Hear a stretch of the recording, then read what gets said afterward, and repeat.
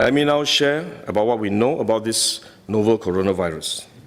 This virus comes from the family of coronavirus, which includes other viruses such as MERS and SARS, as well as the milder variants causing common cold.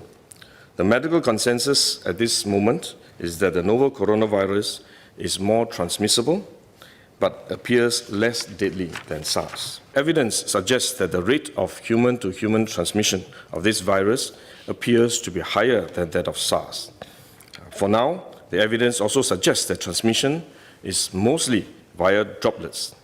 What this means is that the virus is carried within droplets emitted from an infected person over a short distance, such as when a person coughs or sneezes.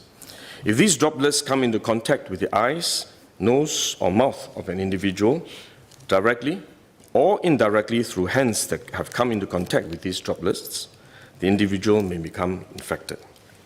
To clarify, there is no evidence currently to suggest that the virus is airborne.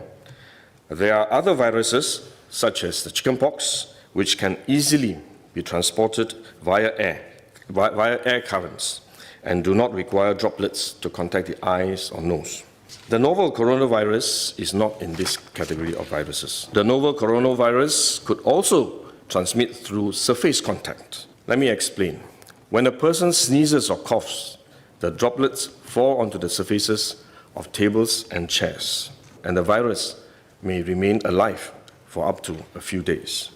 When someone else touches the surfaces of these tables and chairs, the virus can be transferred to his hands, and if he then rubs his eyes or nose without washing his hands, he may become infected.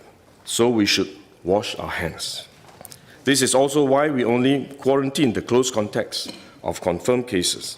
For more transient contacts, such as individuals that the confirmed cases may have walked past in malls or hotels, the risk of transmission is low. For coronavirus generally, the person is most infectious when he is displaying symptoms, or what you call symptomatic. And this is likely to be the case for the novel coronavirus as well. There is evidence of limited spread from a person without symptoms during the incubation period. However, this form of transmission may be uncommon and has so far involved isolated cases only. At this point, the evidence still points towards higher transmissibility when the person is displaying symptoms. As such, medical professionals, both overseas and in Singapore, have advised that the most effective way that we can protect ourselves is to practice good personal hygiene. We should regularly wash our hands with soap and water and avoid touching our face with our hands.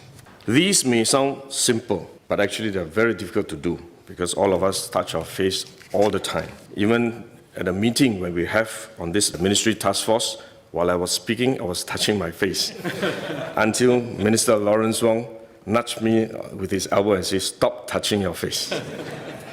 So it is simple but extremely difficult, but are actually very effective in preventing all kinds of infection.